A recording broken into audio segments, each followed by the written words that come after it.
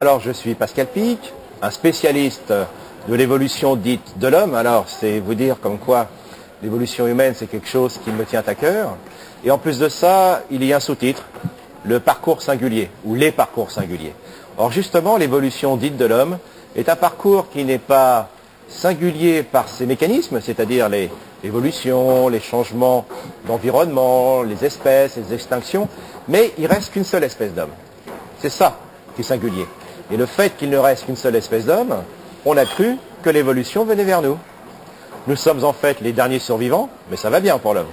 Et on est en train de découvrir que ça a été une histoire absolument extraordinaire, qui fait qu'à toutes les époques, jusqu'à 6-7 millions d'années maintenant, il y a toujours eu plein de représentants de notre lignée sur cette terre.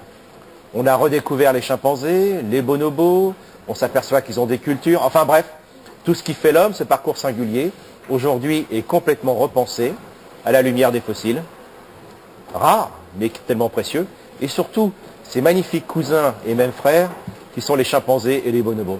Donc il faut tout réécrire et tout redécouvrir. Alors il y a un livre qui fait la synthèse aujourd'hui de ces éléments-là. Au commencement était l'homme. Alors un titre un peu énigmatique, mais qui veut dire qu'en fait, tout ce qui fait l'homme, la culture, le sourire, le langage, la culture, l'empathie, le rire, la mort, tout ça existe avec les chimpanzés, donc depuis les origines. Alors attendez, les chimpanzés c'est les chimpanzés, les hommes c'est les hommes, mais nous avons développé des partitions différentes qu'on appelle nos histoires évolutives. Et puis là-dedans il y a l'outil, donc le premier homme est l'outil. Alors vous savez, les hommes sont des machos, ça c'est pas une découverte, mais on a toujours dit que l'homme c'est l'outil, l'homme c'est la bipédie, sous-titré le mâle.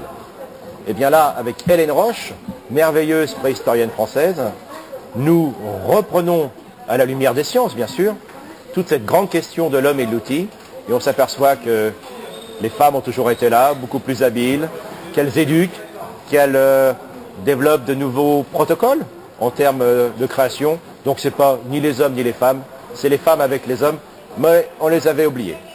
Et puis l'évolution de l'homme, une seule espèce, mais un énorme succès aujourd'hui.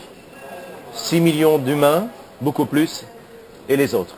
Alors j'ai eu la chance de faire un magnifique voyage avec un monsieur connu qui s'appelle Nicolas Hulot, et on est ressorti ce livre qui s'appelle Les Tigres, qui est sur les tigres bien sûr, mais une réflexion sur l'avenir de la planète humaine avec ces faunes magnifiques qui vont disparaître avant qu'on ne les connaisse.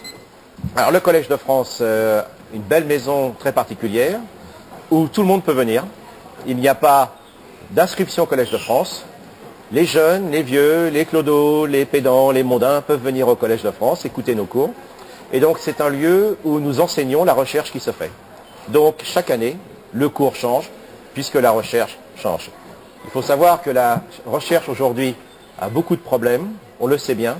Le Collège de France, comme les autres institutions, s'en saisissent. Mais venez voir les chercheurs, venez voir la recherche qui se fait. Et c'est vraiment un vrai bonheur de la découverte qui se fait dans ce lieu public. Et puis ailleurs, ici à Caen, le relais de sciences, j'en parle, hein, les cafés des sciences, voilà, la science se décline dans l'université populaire, les bars des sciences, au Collège de France, c'est-à-dire des lieux où nous rencontrons les publics. Et puis bien sûr, je fais des recherches, et moi c'est surtout autour de ces commencements, ces relations entre les hommes et les grands singes, car il n'y a pas en France d'éthologie, c'est-à-dire d'études du comportement des grands singes dans la nature, c'est ce que j'essaye de développer. Et puis ma spécialité, c'est l'évolution du crâne. Alors ce crâne tout à fait étonnant, sur lequel on peut dire tellement de choses indiscrètes sur Lucie et nos ancêtres, sur leur régime alimentaire, leur vie, et même leur sexualité. Chut, venez au cours.